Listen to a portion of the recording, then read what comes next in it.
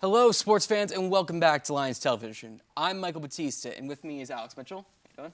Good, very good. And with the semester wrapping up, we're going to go into break soon. Sports going to be continuing. Hockey's going to be continuing, basketball, but college football is probably the biggest thing happening in the month of December and early January. So me and Alex here are going to be talking about the final rankings, some of the final bowl games, and just giving our opinions on it.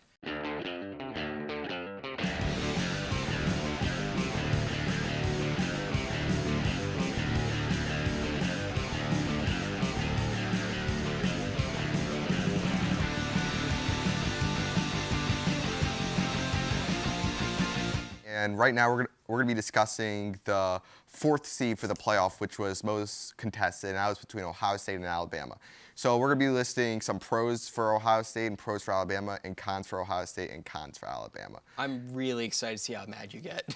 Yeah, I'm gonna go off to start with Ohio State. So we first of all we have the pros. They're 2-1 versus AP top 25, and the big wins they have were Penn State. Which is a close game. Doesn't matter. It's still a top 25 win. Yeah, I was gonna say. Penn State, Michigan State. So agreed. I will say this: Penn State. And this is actually 3-1 because they beat Wisconsin too. Yeah, in the championship. And Wisconsin. And if you look at all three of those teams, Michigan State beat Michigan. Penn State had a tough schedule, beat great teams too. Also had a couple of bad losses. Wisconsin. Weak schedule, but still one of the only undefeated top teams. Yes. So, big ups with those. Also, conference champion. Oh yeah. Next pro, conference champs. So this is something that Ohio State is now reaping karma on because last year Penn State got snubbed and Yes. they were the conference champions. People said, "Oh, you have two losses, one bad one to Pitt, and I think the other one was to Michigan." Yes. So the fact of the matter is, their two losses is basically the same sort of situation that Penn State was in last year, and they jumped Penn State. So this just says that the committee does not care about conference champions, which is complete nonsense when you are the Big Ten. The Big Ten is one of the best conferences in this country. I wouldn't say it is. I think it is the best. And Thank you. Not to mention the Big Ten East, which is Ohio State, Penn State, Michigan. Both Michigans. Both Michigans. Rutgers.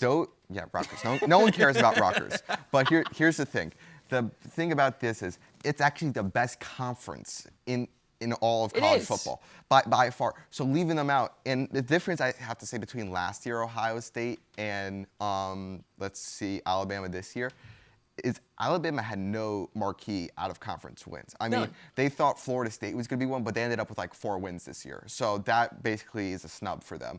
And other than that, they have like Fresno State on their out of schedule and Mercer. I'm also going to say this. I know it doesn't matter. They nearly lost to Mississippi State. Do you remember that game where Alabama nearly lost? And Mississippi State finished 24. Yeah. So here's the thing. Ohio State last year, when they got in over Penn State, had beaten Oklahoma. That was a huge, and they beat Michigan too, who at the time, Ohio State was ranked 4 and Michigan was ranked 5. All right. So those are 2 huge wins for Ohio State in being unequivocally better than the next conference champ. And I think that leads to the third point, which is strength of schedule. Yeah, strength of schedule. SOS. Yeah, no. So that ship is sinking either way.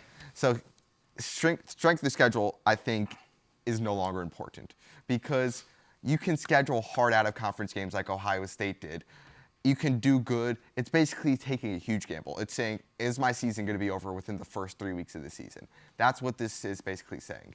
And even Army, who they scheduled, had a much better year than people expected.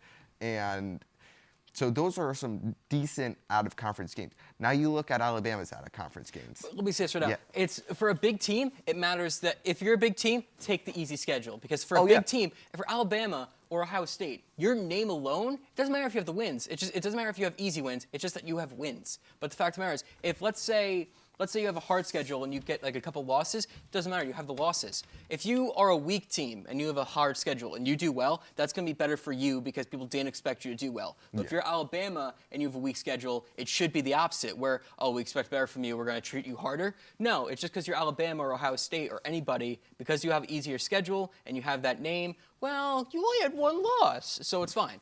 Yeah. Now, since I showed all these pros for Ohio State. Now we need to show the pros for Alabama. All right, so first pro. It's Bama. This is my biggest issue. This is what happens when you have a bunch of old dudes in a room picking sides, because it's like, oh, it's Alabama. It's just you can't not say that's a thing. People just say, yeah, I think that's a 100% a thing. People say, oh, it's Bama. Like, of course it's Bama. Yes, we know they have a big history, but the thing is that college football playoff the committee was supposed to do. This is what they were trying to eliminate from the BCS. They were trying to get rid of name recognition. Yeah. They were basically trying to say, we're trying to put in whoever had the best year that year, or whoever was most qualified. And this is where I think the language is very iffy, because are they trying to put in who most deserves to be there, or who the best 4 teams in the country are? Because if this is what I have to say, if you're going to put in the best 4 teams in the country, then the college football playoffs is a sham. It's going to be one of the 6 teams.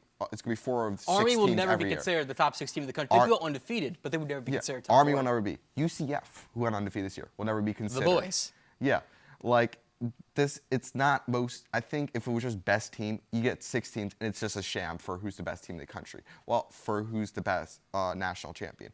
Now, if you're doing most deserving, I think that opens it up a lot more for more teams to get it, which I thought was the point of the college football playoff. So you can get more people in, make it more interesting. Which now leads me to a second point, which is the other pro for Alabama is this, 11-1, which we talked about more with easier schedules. Fact of the matter is, that record, if you just look at that record by itself, that's like, wow, they went 11-1. Yes. How good is that? And then when you take a closer look, you realize it's a pile of you-know-what, which doesn't matter. It's just complete nonsense. Yeah. How do you not look deeply at 11-1 when you have garbage wins? Their best win was versus LSU, who finished 16th No, don't in the bet them on country. that team. There's nothing good on that team. Yeah, but my point is LSU finished 16th in the country. Their second best win was versus Mississippi State, who finished 24th in the country. Ohio State's best wins versus Penn State, Michigan State, and Wisconsin. And this is where they finished, by the way. They finished at 4, 9, and 18. Yes. So all of those, except for one, was higher than Alabama's best win. And at the time when they beat them, Penn State 2, Wisconsin 4, and Michigan State was 12. And those were at the time. And finally, I think the final thing is like FPI, right? FPI, yeah. FPI, which, what were they? Number 1. I don't fully get FPI. FPI, many people don't know what FPI is. It basically stands for Football Power Index. But how do you have an FPI before the season starts? Well, what they do is they'll look at like who's your returning players, who your coach is, how many 5-star recruits, 4-star recruits you have, basically. And they basically think, how good is this team supposed to be? And FPI adjusts as the season goes along.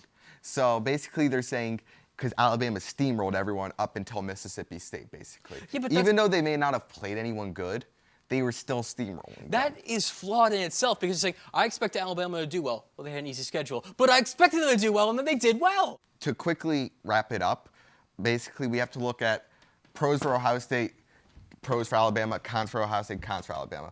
Big con we didn't mention for Ohio State, Iowa. 31-point loss to Iowa, basically the deciding factor why they didn't get in. Yeah. But so it's up to you. I think it's a pretty obvious consensus here. If we're going to talk about most deserving team in the country to get in, which we think it should be, it'd probably be Ohio State, because they're conference champ, better wins. But if it were to be best team, chance starts probably Bama.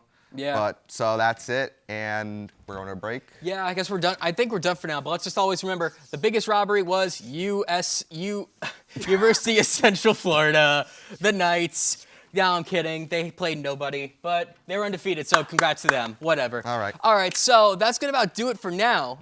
If you'd like to get involved with Lions Television, especially sports, where we can just basically talk about this all day, and don't worry, when March Madness comes around, I'm going to lose my mind. You can follow us on social media or email us at ltv@tcnj.edu. Any final words? Nope, just Ohio State got snubbed. But Ohio State got snubbed, everything's a lie, and I hate college football. We'll see you next time.